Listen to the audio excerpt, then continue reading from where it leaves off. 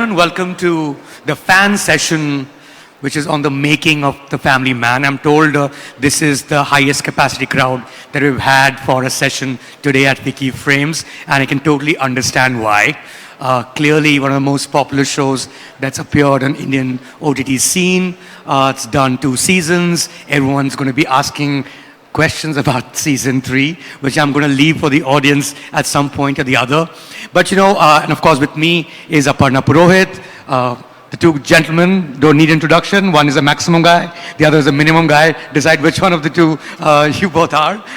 But we tend to do these discussions very often to do with shows, to do with OTT platforms. Aparna, you've been part of so many of them. And one thing I realized coming in here, we know so much about Raj and DK, as we should, because they've been filmmakers for very long. We don't seem to know so much about you. As someone who joined Amazon Prime Video at its inception, the scene was really starting out at the time. Of course, it's sort of mature, but still a very, very young industry. When you joined Amazon Prime Video, exactly what were you thinking of? Where do you think it was going to go? And eventually, of course, we'll get to how Family Man happened to you. Thank you so much. And thank you, everyone, for joining us today. I joined Prime Video about 7 years ago, early days.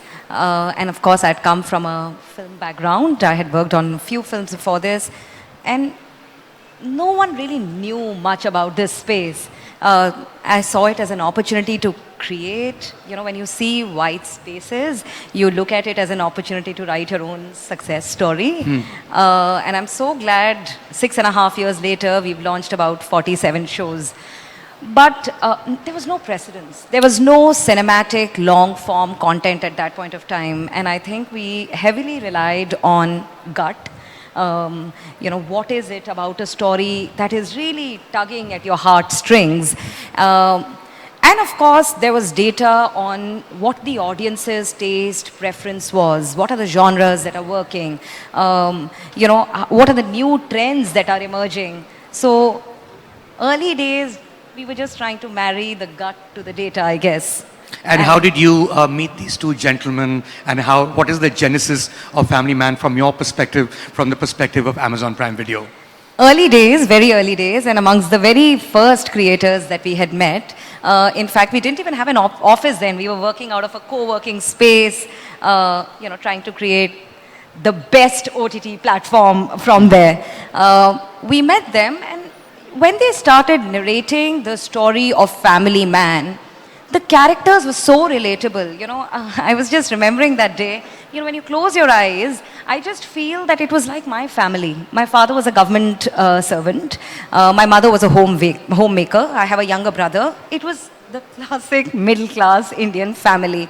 And I remember my father constantly, conflicted about family and work. Constantly having to make choices between sending the children to a school trip or going for a family function, buying a car or, sending the daughter to a good college.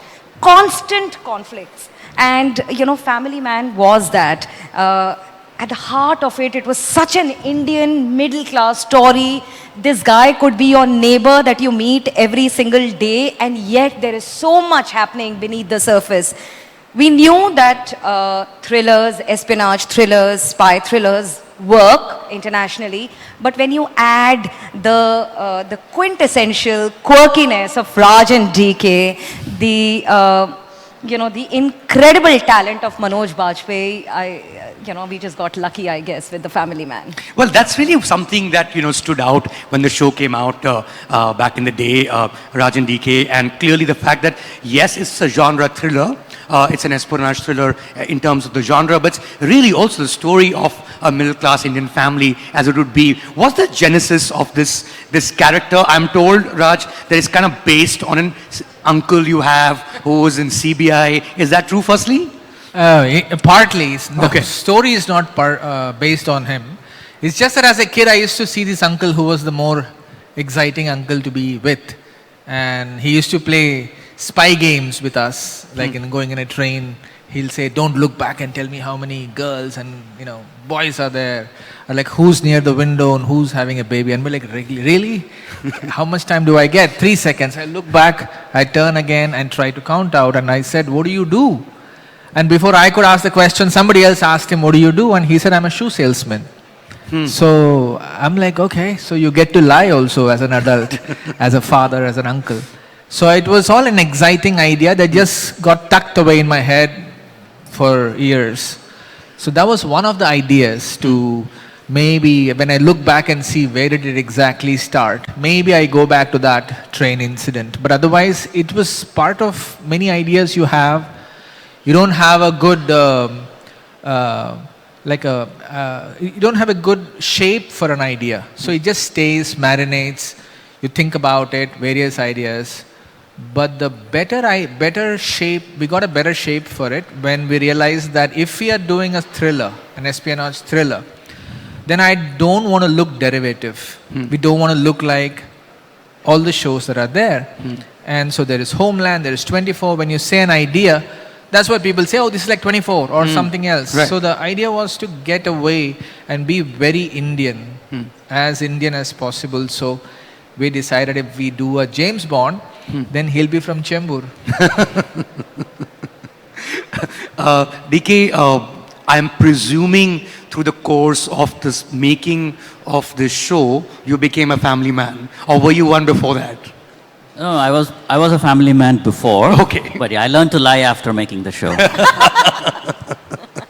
But were you deriving things? You must have been a newly wed family man, I'm presuming at the time. Yeah, were you deriving a lot of stuff from around your house? No, fair enough. I'm not been married for long, but yeah, so yeah, newly married family man. But I was, I mean, obviously I didn't have, did I? Okay, maybe a little kid. I mean, most of the problems that Shrikant Tiwari faces, obviously I can't say I've gone through all those because they're grown-up children, and it's that comes from watching like my sister who's been married deal with her kid, or his sister dealing with her kids, and your friends. So the family angle of that came from that, about the high school and all these problems. And our the other writer on the show, Suman, he himself has a daughter who's about 10 years old now. So he's had a few incidents in his life where he's been called and summoned by the principal. And, when you go to the school, it doesn't matter who you are. I mean, the headmistress is the king, right? So that formed the genesis of one of the scenes in the show. So the many of these incidents, consciously or subconsciously, make it into the story.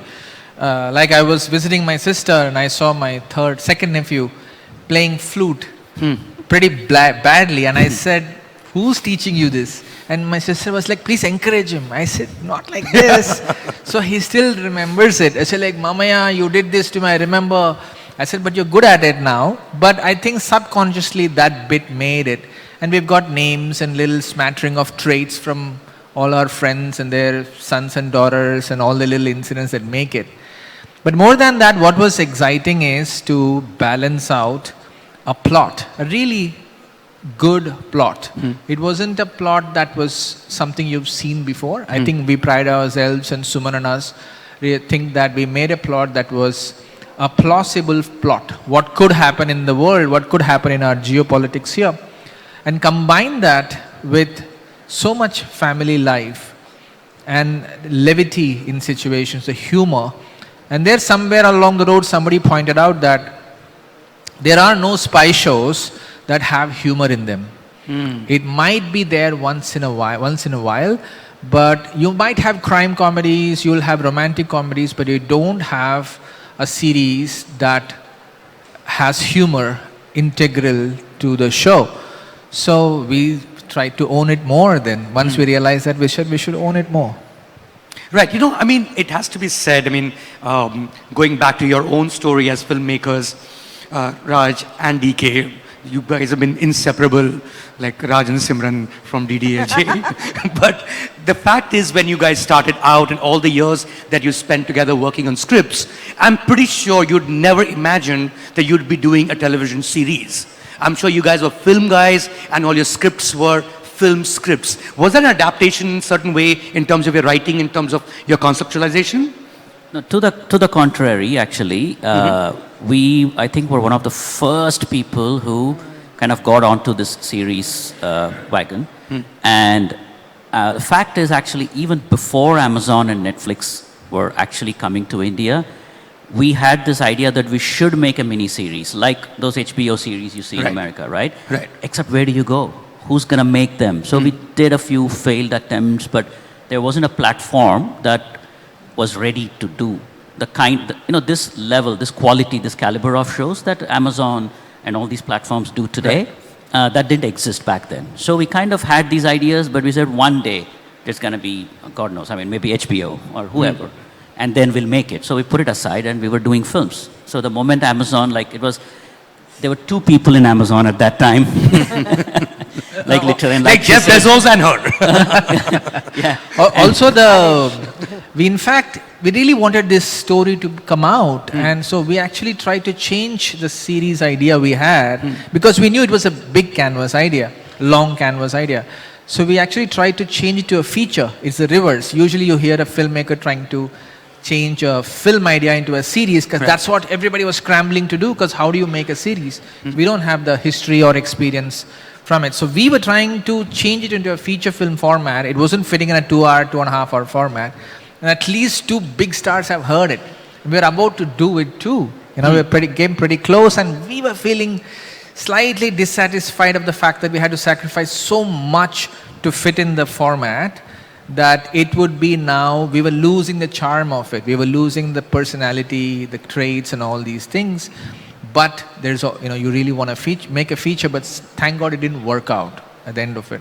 So basically In fact, Mayank, early days, I remember I was going door to door, to pretty much every filmmaker that I knew in the industry, and, asking them to create shows for us. And I remember a lot of them telling me that you may have given up on your film dream. We haven't. We still have a few films left in us. Don't ask us to do television. Yeah. But Raj and DK were amongst the very few ones, I think because they'd also spent so much time in the US where it was already a huge phenomena, that they came with a series idea. And it was very, very amazing. It's interesting, right? Because you're starting out on a new medium altogether. And that medium, while we call it OTT, or we can call it a streaming service, is effectively home entertainment, right?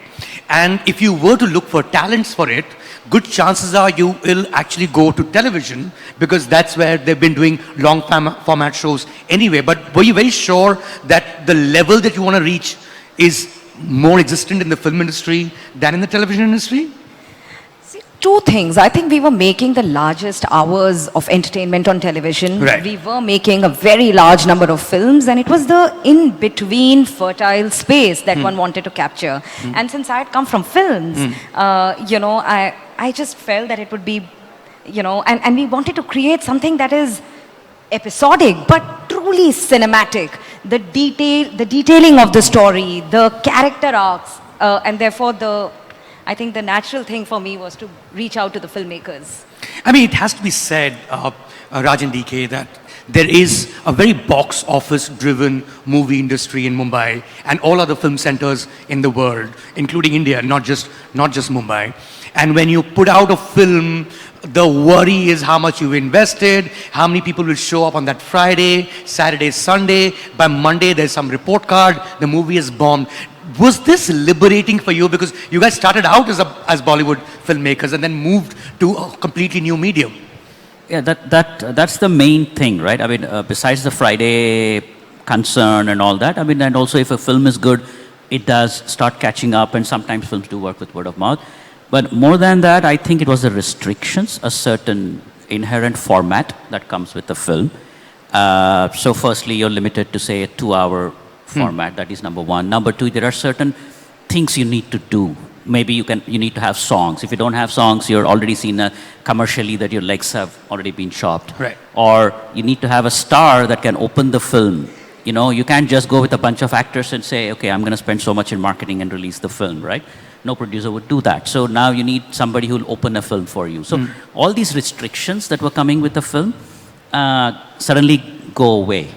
Like suddenly you have the ability to make a show on the scale of a film without having to worry about these things. The only thing that matter is how good are the actors, and how strong is your storyline and your content. So nothing else matters, and suddenly, you know, that pressure has been lifted, which is one of the biggest reasons we were considering or enjoying making in this format. Yeah, also as a viewer, we always thought we were audience turned filmmakers because we don't have filmmaking, we don't come from film schools, or we weren't assisting any directors. We just came from outside and struggled to make our first film, and that was it. That's the only journey we know of. So as audience, as you're watching these films, you have your discussions and debates with friends and filmmakers, and you realize that you haven't seen a good film in a long time. You've seen a successful film, you've seen a hit film, you've seen whatever they're dishing out versus, oh, that's a really good film and I really like it personally.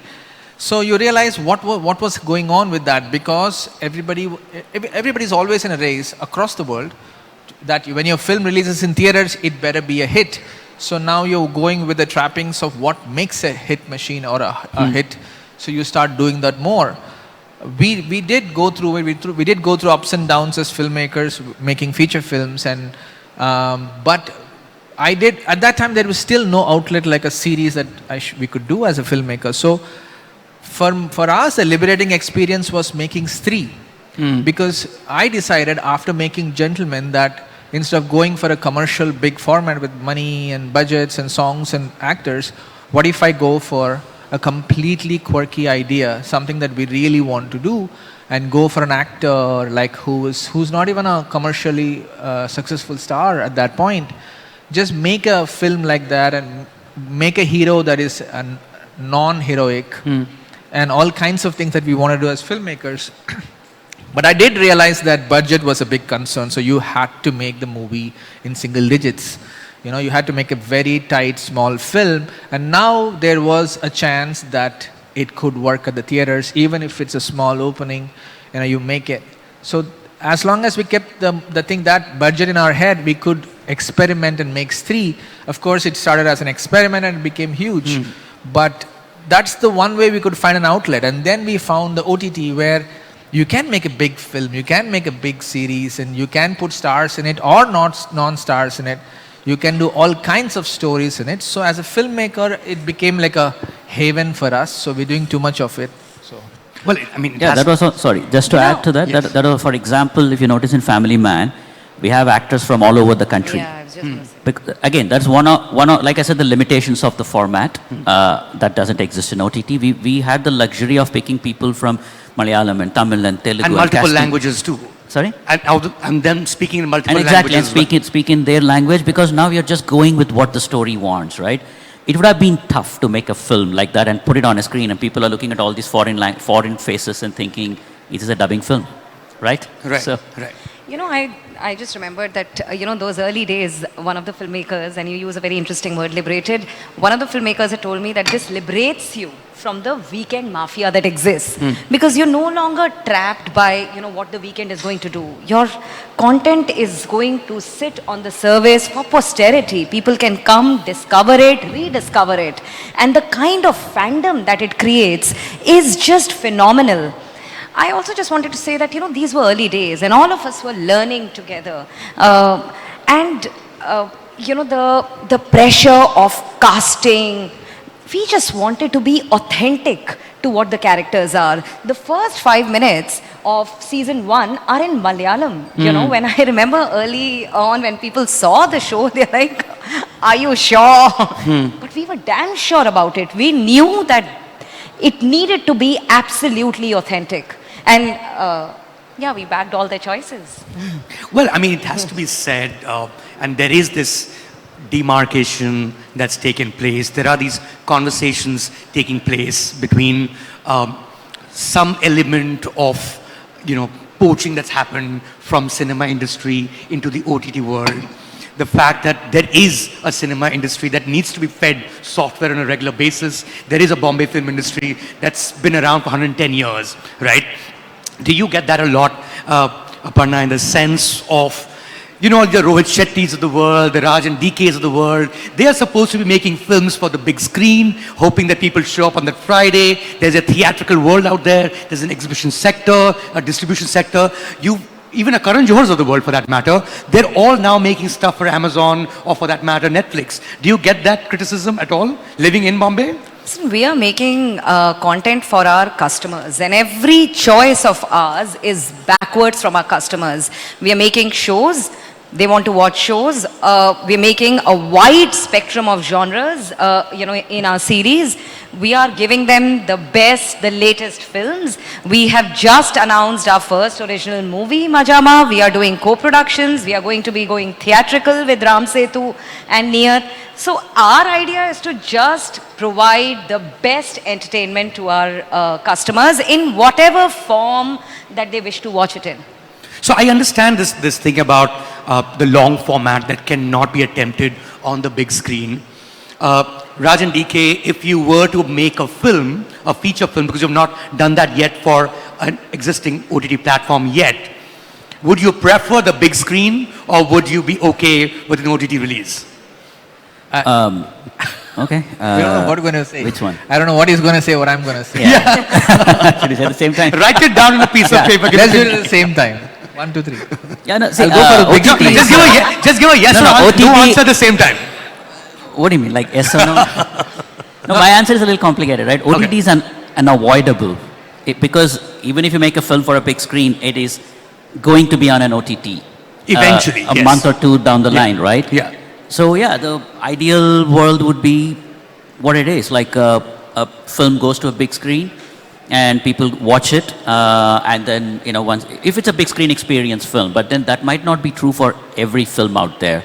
So then OTT could be a direct home. So I think it depends on the film to film, rather than... It really depends on the film, right? We made a tiny film called Cinema Bandi, very independent film, and there was no way it can make it to theaters, and it went on Netflix, but it was a great idea. It really got the film what it deserves, and the fact that it was a blessing that there are platforms like Amazon and Netflix for them to take a gem of a film like that, and we produced. I was so happy. I couldn't think of a better release for it, a better place for it. But at the same time, if the idea is it's only the spectacles that are gonna play in theaters. It's only the group experience that's going to play in theaters. That's inevitable for everybody to go out, because you have so much entertainment at home on your phone that you would only go for an event, like a sporting event, or, so it has to be an event kind of a film. It doesn't have to necessarily mean scale and spectacle and Brahmastra. It can also be a group experience where you would all go and laugh together maybe, or go and have discussions together maybe. So I think those films will automatically gravitate towards theaters, and then you will the films that are more personal experience and might not, again, it's going to rule, the box office is going to rule it, might not work at theaters, will automatically make it to OTT. I just wanted to add that, look at what an incredible time this is for the audiences and the creators both. The avenue to create, to tell all kinds of stories, it's truly the renaissance of Indian entertainment. And I think what's also happened is that I think people's linguistic appetite has opened up. Today, people in Punjab are watching Malayalam films. People down south are watching films from Punjab, from here, from everywhere. So I think good content is just transcending all barriers of language, of region, of geography. I just feel this is an incredible time. No, of course it is. The question I was asking Raj and DK was this. 2019 or was it 18 when you had Stree, for instance, and as you rightly pointed out, that was a film where you're taking a punt, in a sense. Would people watch a film where Rajkumar Rao is not that big a star at the time, but you're taking a theatrical punt in the sense that there is a quote-unquote what they call a high concept film? Post-pandemic, when everyone's got used to viewing things at home, would you release it in the theater or would you release it directly to digital? Well, it became a slaughterhouse last few weeks. Every film, nothing was working at theaters. Again, releasing in theaters becomes a group effort, I think, a group decision. Like, there is studio involved, there's producers involved, there's actors, the directors, everybody. It's per film basis is what I would. So what would you do with Stree in 2022? Long answer is Stree, I think, is that one film that would still work in a theater. because I think it's still a bit of a group experience, even though it doesn't have the Because same. horror is a genre, is something Yeah, it's a genre film. It's a horror comedy genre film, so people would want to go watch it in a theater, and they want their friends to be with them, and they want to laugh out loud. It has all those things going for it. So 3 is an exception, but yeah, that doesn't hold to every other film probably that would have released that year. A similarly small budgeted film, if there is a family drama or a family comedy, that's probably a little more personal experience. So that's just my takeaway from this. So a genre film or a spectacle film are more suitable for a theater. Anything that is more pleasure watching in a group. Right. I mean, But may I just add something to this? We put out a film like Shekhar, yes. straight on our service, Yeah. and the kind of reach that it had, not just in India but across the world, was incredible. Same with Gehraiyan. And then we had a film like Pushpa, which had a theatrical run and then came on our service. And, just the reach of the film, became massive. I really feel that people want to watch good content, and Of we are course. here to provide them in every possible way. No, I mean, the fact that you would have to release Shesha on Amazon Prime Video instead of going to theaters because theaters weren't open then, or at least not in the way that they are now. Pandemic had a huge effect in the world, not just with content consumption, but just the way we became as people. You guys shot The Family Man during pandemic, right? And again, it was essential because there was nothing going on television at the time because television doesn't bank content. There were no theaters. Take us through the experience. Like, was it a tough one? Because you kind of risking your life, or at least it seemed like that at the time, to actually go out of home and shoot something like this, because it's a very communal exercise. It's a very community exercise. It is. I mean, at that point, it looked like world was ending, right? Yeah. You would go out and you die. Yeah. So, and then you were, this is such a, by the way, this is one of the best events I've been after pandemic. This feels good to interact with people and actually be Yeah. out. So happy that world is kind of normal again. So yeah, it was pretty tough, mentally exhausting. And what was amazing is we had finished a lot of it pre-pandemic, and now pandemic shut us down. So we were editing it, and we had to shoot a bunch of stuff. What was amazing is how we figured ways to do it. It's a massive show, and then there is expectations now, because 1 didn't have expectations, 2 had, and we had to get it right. The quality had to be good, and the music, the editors, the assistant editors, the VFX guys, sound designers, everybody, dubbing, everything was remote. So we were editing our film on WhatsApp, and pretty much, we had to come up with Slack or some other software to figure out how to be a little more secure about it. We're looking at the edits. We're talking to each other on the phone and looking at the edits and saying, hey, this edit should be like 6 frames off. That shot should come in. It was tedious, like 3 times the effort to do it. Now imagine explaining the sound design to the sound team, saying, hey, remember, you hear that bit, there is a bit of a noise there, that shouldn't be, we need something else. So it was extremely detailed, but thank God you're free all day. You're sitting at home all day after Jadu Pocha, we were doing this, right?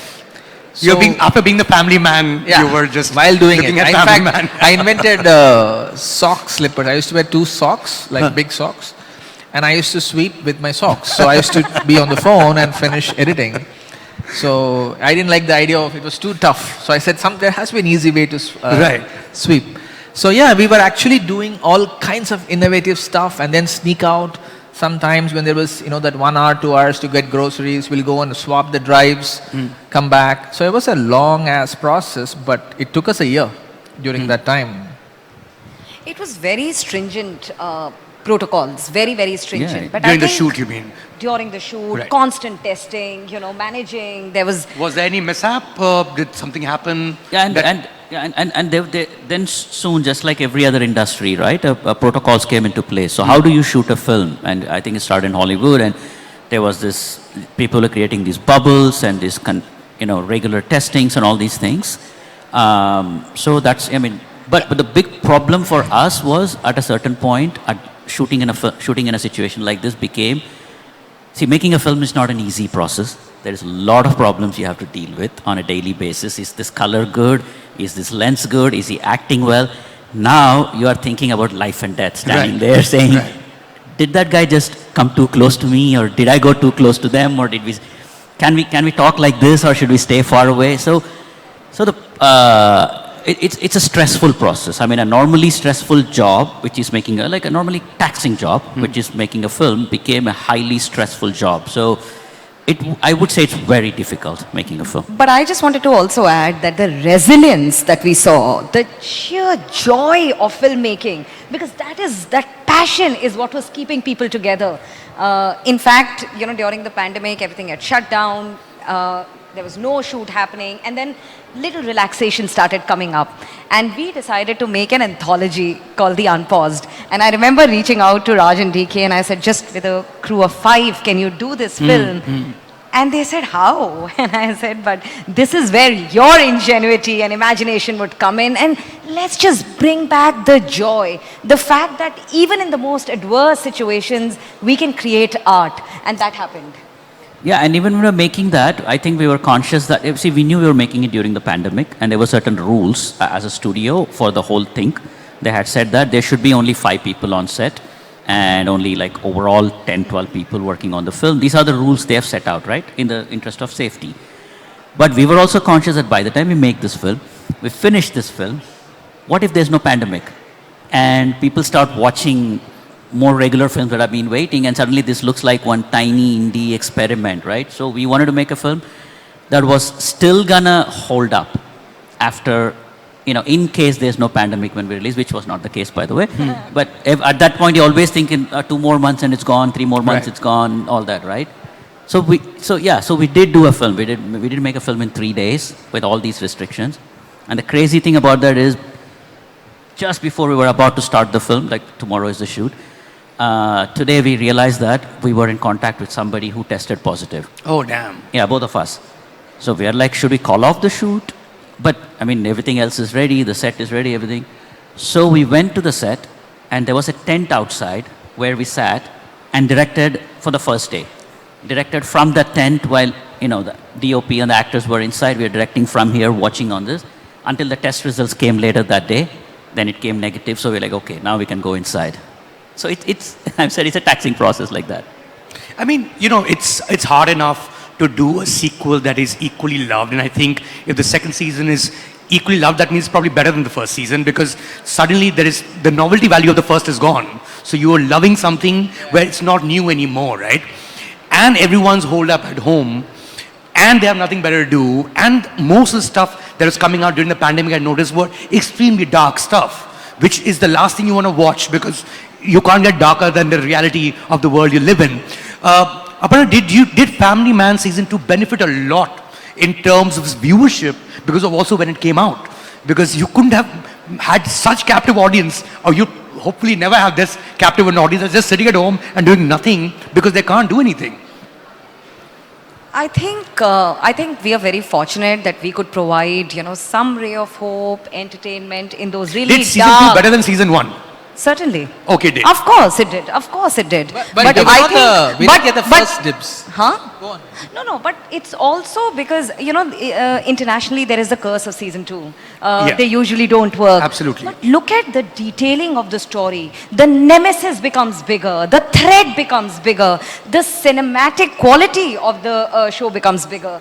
And the writing actually had begun. In fact, the shooting had begun for Season 2 even before Season 1 had come out. That is Oh, the really? kind of commitment that we had for this show, and we knew this is going to connect. We had to pause shoot to kind of Launch. the Flag of the deluge, release. Yeah. the deluge of reactions. We had to actually pause the shoot for a couple of days to actually react to the reactions of the first season, because we were shooting in London at that point, and we didn't have a clue like it's going to go so big. To answer your question though, we were in the first series. There was a lot of pressure to come out, because everybody's like, there's nothing, come out. All the audience asking, put Season 2 out, and we were almost there. We could have put out a slightly shoddy Season 2, but we took our few extra months and came out. So it was not too bad. The world wasn't too bad by then. But of course it suffered from, like, there was no publicity for Season 2. Like, there was no outdoor hoardings and what Family Man 1 had, season 2 didn't have. Lots of things didn't happen because a lot of things were not in place yet. But it just picked up because of the momentum it had from 1, and also I'm guessing the quality was good too. So I take it that you had the arc ready for the second season while the first season was already out and you were shooting it. Is that true for the third season? While you were shooting the second season, have you already shot portions of the third, and are you guys machines? Are you guys human? No, we've not shot the third season, but the arc was clear. Like the arc has always been clear for us. When we were doing Even for one, the third? For the third and fourth. Oh wow, well done you. We have it. No, we have ideas. This just stays between us. Don't worry about it. No, The yeah, fourth I'm season, sure, I'm sure. the fourth season arc is Everybody's- also ready. Questions? Yeah. Of course, take questions from the audience. Obviously, they'd like to know more about Family Man season 3. Of course, you're going to tell us everything that there is to for all the fan sites for the show. Anyone in the audience with a question? Yes. Can we get a mic there, please? Or you can just come forward, it'll be easier to hear.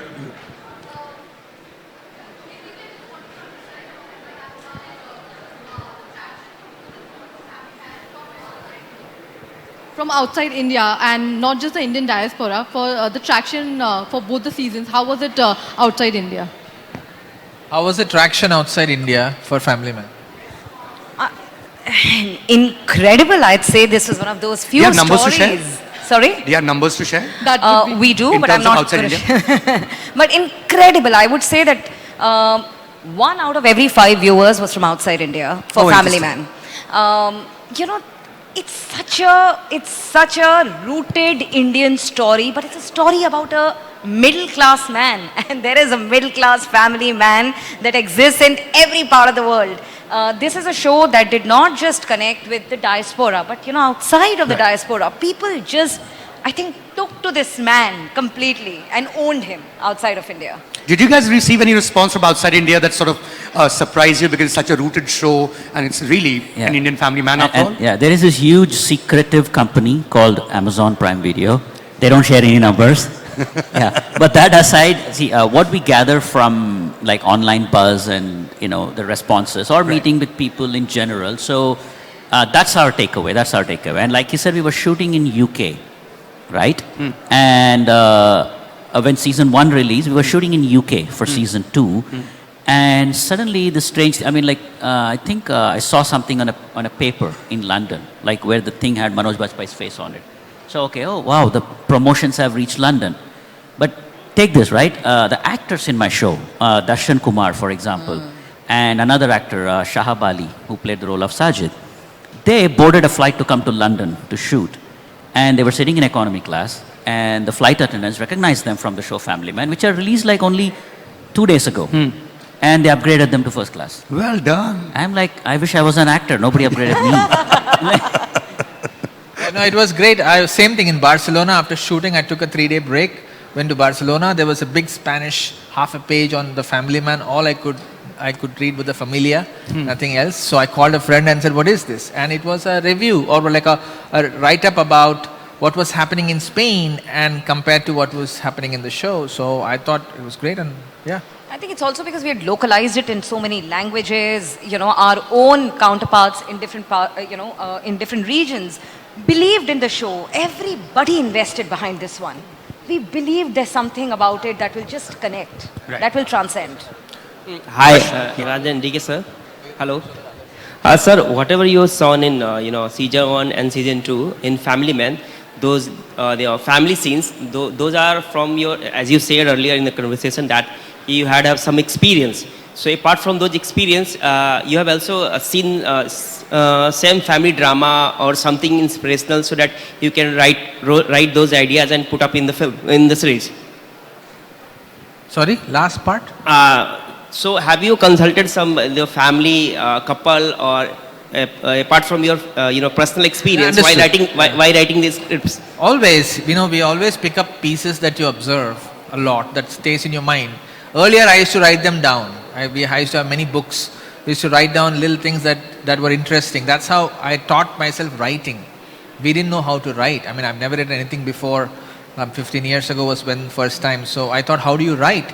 So I used to pick up ideas. Like if something happens fun or something interesting, I used to diligently write it down. So that became a process in my head. So where I pick up and it stores somewhere. So when you write, it forms an idea and comes out, I guess. So Hello.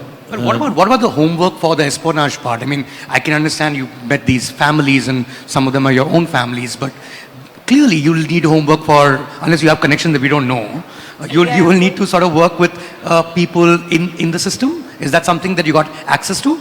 Yeah, we did interview a few people, and in fact, at one point we were thinking of putting out a making of with the interviews of these people, but I don't think the permissions and everything were in place. Right, you might be risking their lives. Yeah, so a lot of these people were agents who, retired agents who had things to say about their life. So all these things happened. So we gathered incidents from them. But like the show itself says at the end of it, right, inspired from daily newspaper stories. So a lot of it was supposed to reflect our present geopolitics and reality. So we were picking real incidents or something like real happenings and fictionalizing that and adding layers to it. That's how the overall story came out to be. Right. So you talked with the couple, sir. DK, sir. Have you already asked a question, sir? Hello. Can you pass on? Yeah. Siraj Sayed from filmfestivals.com. Was there any discussion on the title itself? And were alternate titles considered before you arrived at the title The Family Man? Because in itself, if you separate the title from the product, Correct. it might give a different picture. No, very, very good question. Very good question. In fact, I would have answered it earlier also, because when we were creating this show, still figuring out the overall space of the show, right? There is a lot of temptation to just make it like a fast-paced thriller, like a Homeland or a 24, but we chose to keep the family angle, right? So as part of the discussion, like there was also the thought that should we give it a more actiony name? Should we call it Agent something or give it a more actiony name? But then somewhere we felt that, I think the action, the espionage part of it is going to come through anyway. But it's the character that's going to hold on people. So somewhere I think we stuck with it. Also, I don't think we thought of a better name. So a bigger anecdote is that because it's the first time we're writing long format and there were no other filmmakers we could discuss with. And we were doing a 10 episode full-blooded 1 hour each. So our rooms were filled with notes and flow and subplots, and we didn't want to go for a singular, linear, simpler show either. So there were too many things to keep track of. So our engineering background came into use and we were doing all kinds of flows on the flow. What I was trying to say is that when we pitched this show, when we had a Bible and we made someone read it, like a very experienced showrunner from another country who would give us feedback on this, they came back. I said, I really like what you guys have written, but I would lose the family angle because there is no precedent for this. You can keep them as a smaller section, but not at a 50-50 level. We can do it at 90-10, 85-15. Don't go more than that because your plot everybody will want to go back to the plot. Your family scenes will drag your show and you'll be wanting to go back to the plot because your plot is very interesting. So we had to really, really think hard as to where we started this idea at. And then this word, because we always had the word the family man as our show. So you had to sometimes really take stock and say, where did you start this idea? So you go back to that family man, you go back to that dad with a son that is crazy and makes his life hell, and you go back to that and say that is what is interesting. The guy who stops to eat vada pav, gets on a train, you want to go back to that. So we kind of took a risk knowing this kind of feedback and still sticking to it was something. That's why the family man was always there. Even that middle class guy, world class spy, the thing was in your head. So you remember the seed is what I'm trying to say for filmmakers and stuff, that you always go back to where you started whenever you're in doubt. In fact, you pitched it as the family man to us. Yes, Yeah. yes. And we were conscious about it also. We don't want people to think, when you say the family man, we don't want suddenly people to think it's some kind of a family drama. So we were always conscious that when we should put a poster out with a gun in his hand.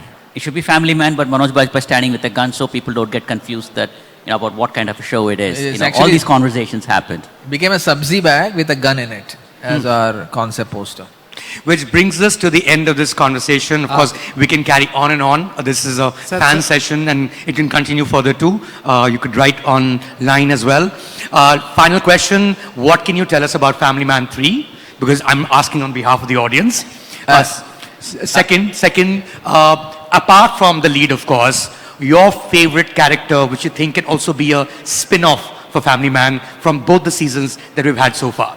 I'll answer the second question. Okay. Everybody will say Chellam sir. But who's a good spin-off for Family Man? See, my favorite has been Raji from season 2, of course. I mean, if there is... Raji's But back- no more, but a we have spin-off a means you can go backstory. back in time, no? But you didn't see her die at the end, did you? So, yeah. No, even JK is a great idea. I would like to see even Shreya's story, where she's coming from, because it's nebulous. There are a lot of people who are quite nebulous, and we can go back to the backstories of how Raji became Raji, or JK and all these guys. Even the kids are great. People want... I guess you guys are just too close to the subject. I should ask Aparna. I was going to say ask Aparna about season 3, not us. Interesting. So, Aparna, whatever you have a mandate to reveal about Family Man season 3, because they won't say it, and your favorite character outside of the lead, of course. I'm saying we never disappoint our fans, and for every other information, we should dial Chellam sir. Stay tuned. And your favorite character. Keeps changing every season. I think in season 2, it's definitely Raji and the daughter. Sounds great. I think we loved all the characters. We obviously loved both the seasons. Hope to see season 3 very soon. Thank you so much. Thank you. Thank you. Thank you, everyone. everybody. Thank you for sharing your experiences. It was enriching for us. We need a group picture, please. One group picture, please. Where is the photographer?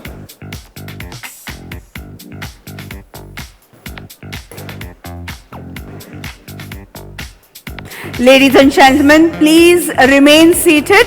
We are beginning the next session immediately. The session is titled Newcomers, and we have a galaxy of filmmakers